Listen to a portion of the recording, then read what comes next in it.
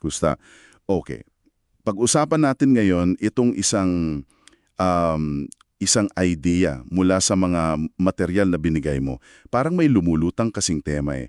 Yung parang pagod na raw sa mga, alam yun, paulit-ulit na pamamaraan sa ministeryo o misyon, lalo na kung hindi naman palaging nagbubunga. Kaya ang titingnan natin ay itong konsepto ng pag-iwan daw sa mga nakasanay na sistema, tapos mas pagsunod sa gabay ng spirito, partikular dito sa paghanap ng tinatawag na person of peace. So, himayin natin, ano ba to at bakit daw mahalaga lalo na sa panahon ngayon? Oo, tama ka diyan. Kasi madalas nasasanay tayo sa mga modelo, 'di ba? Sa mga sukatan, yung mga metrics na parang yun na yung basehan ng success.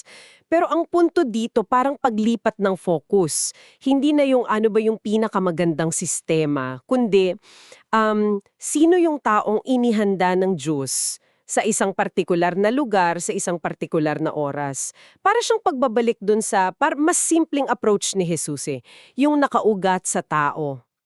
Okay, so simulan natin dito. Ano ba yung parang problema kung masyado tayong nakafocus sa methods, sa mga programa? Sabi nga sa sources, madalas daw kahit gaano kaganda yung programa, parang may kulang pa rin. Walang tunay na pagbabago, walang breakthrough. Parang may pader, di ba? Na binabangga lang ng mga leader. Ano kaya yun? Oo. Alam mo, isang malaking panganib dyan kapag yung mismong sistema na ang nagiging pinaka-importante. Nagiging parang optional na lang yung spiritu. Kumbaga, nice to have na lang siya. Tapos, nalilimitahan din tayo nito. Kasi hindi na flexible eh. Hindi na siya laging angkop sa bawat kultura, sa bawat sitwasyon.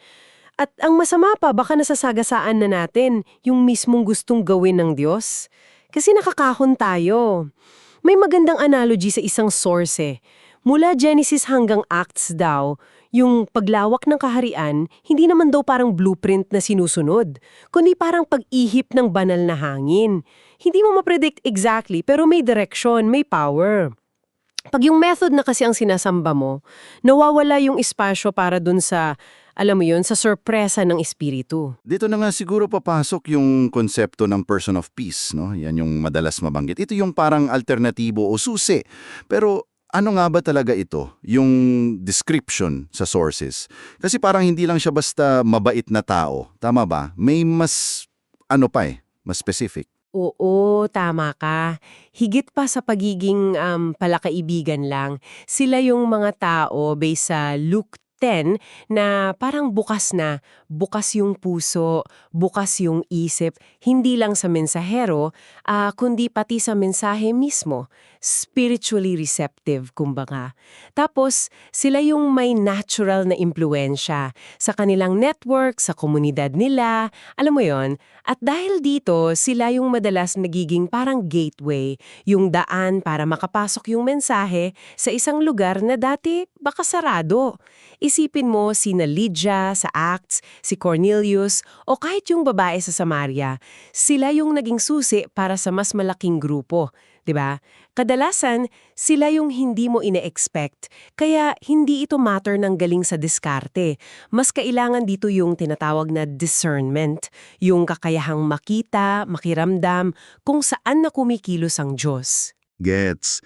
At bakit daw ito mas importante ngayon? Nabanggit kasi yung post-pandemic world na uhaw daw spiritually yung mga tao, pero at the same time, pagod na or medyo skeptical na sa mga institutions. Paano nagko-connect yun dito? Oo, kasi dito, lalong nagiging epektibo yung approach na mas relational, mas personal. Kasi ang person of peace, hindi lang siya tagatanggap. Yung sinasabi sa sources, sila mismo ang nagiging sender. Parang sila yung nagiging local missionary sa sarili nilang konteksto. Gamit yung network nila, yung language nila, mula sa pagiging parang outsider na tinanggap lang, sila na mismo yung nagiging tagapagdala. Ito yung tinatawag na multiplication, yung natural na pagdami, hindi lang addition. Mas mabilis, tapos mas malalim yung impact, kasi insider sila eh. May tiwala na agad yung mga tao sa kanila na hindi mo basta makukuha kung bagong dating ka lang. Okay. So, ang pinakasentro pala nito, parang paglipat. Mula sa parang tayo yung may control sa plano, patungo sa pagsuko, Pagtitiwala sa direksyon ng Espiritu. Hindi na tayo yung bida, kumbaga. Eksakto. Yan yun. Ito'y pagbabago ng mentalidad mula sa tinatawag na programmatic thinking, yung laging nakabase sa programa, patungo sa kingdom access mentality.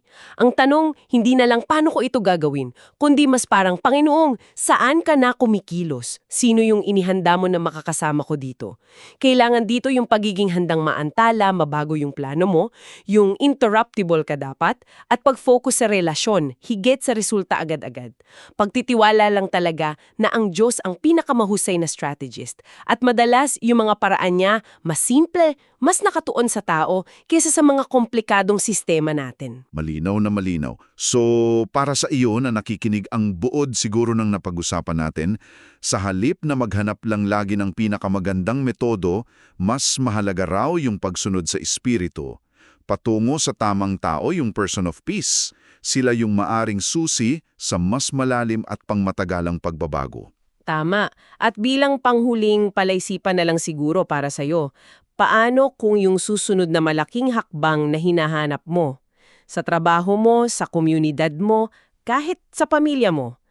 Paano kung hindi ito isang bagong plano o programa na ikaw ang gagawa? Paano kung ito ay yung pagkilala mo lang sa isang tao na matagal nang inihanda ng Diyos para sa sandaling ito, na baka nasa harapan mo lang pala o nasa tabi-tabi lang? Ano kaya ang posibleng mangyari kung doon ka mag-invest ng oras mo, ng pakikinig mo, ng puso mo, na may pagtitiwala sa kanyang tahimik pero makapangyarihang pagkilos? Yun lang.